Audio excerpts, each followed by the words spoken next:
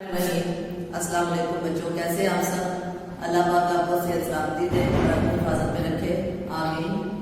اردو کی کلاس میں گرامر کا جو عنوان آج ہم پڑھنے جا رہے ہیں، حروف کا بیان۔ پچھلے کچھ لیکچرز میں نے آپ کو حروف کا بتایا کہ ان کا نصابی طریقے سے جو استعمال ہے، نصاب میں حروف کیسے استعمال ہوتے ہیں، وہ سارے آپ کو میں نے جو ہے اس کے بارے میں ڈیٹیل بتائی تھی۔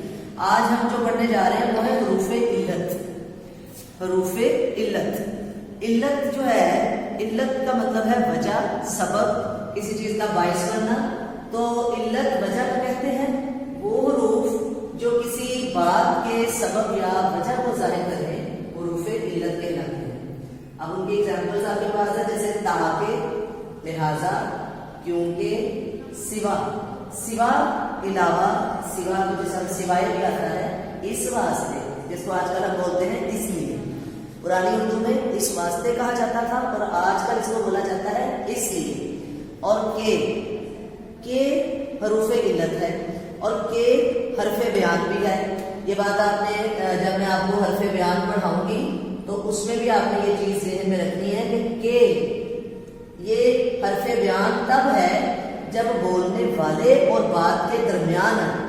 جیسے آپ کی ڈائریکٹ سپیچ اور انڈائریکٹ سپیچ کے جب ہم انورٹڈ کوماس کو اڑاتے ہیں اور دیٹ لگاتے ہیں، کہ جیسے جمیل نے کہا کہ وہ بہت محنت کرتا ہے، تو یہاں پر اگر کہ ایسے استعمال ہو تو حرف بیان ہے، بولنے والے اور بات کے درمیان میں استعمال ہو تو حرف بیان ہے، اور اگر کام اور اس کے سبب کے ساتھ بولا جائے تو پھر یہ حروف علت میں شامل ہوتا ہے۔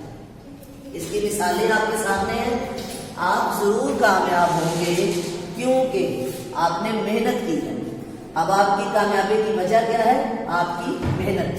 کامیاب ہونے کے پیچھے وجہ محنت ہے، اور اس وجہ کو ظاہر کر رہا ہے یہ لفظ کیونکہ۔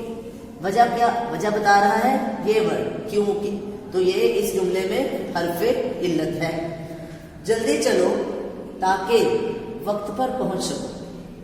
جلدی چلو، یہ آپ اسے کام کہہ رہے ہیں، پھر آگے آپ اس کی وجہ بتا رہے ہیں، تاکہ، کیوں جلدی چلے وہ؟ تاکہ وہ وقت پر پہنچ سکے۔ تو وقت پر پہنچنے کی وجہ، تاکہ جلدی چلو۔ آپ نے جھوٹ بولا اس واسطے میں آپ سے ناراض ہوں۔ ناراضی کی وجہ کیا ہے؟ کہ جھوٹ بولا گیا ہے، تو اس واسطے جو ہے یہ حرف علت ہے۔ جو اگلی جو قسم ہے، اگلی جو حرف ہے وہ ہے حروف افسوس یا حروف تعسف۔ جیسا کہ اس کے نام سے ظاہر ہے، حروف تعسف کیا ہے، حروف افسوس کیا ہے؟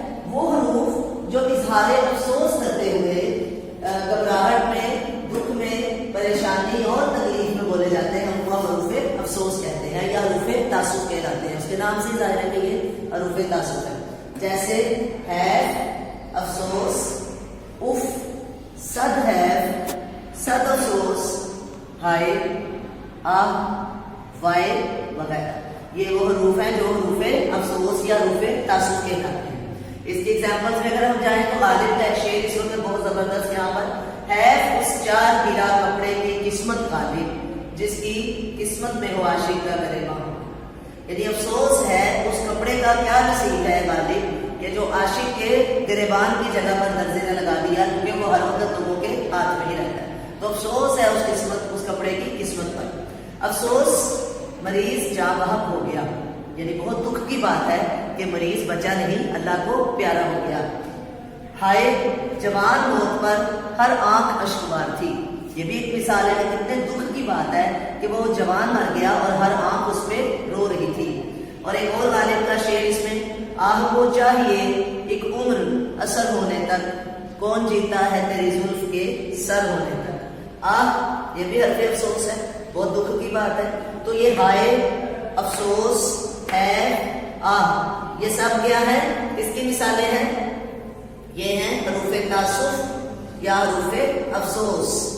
ان کو ہم حروف تعسف یا حروف افسوس کہتے ہیں۔ ان کو اچھے سے یاد کیجیے گا۔ This will be the part of your paper as a MCQ، so learn it properly۔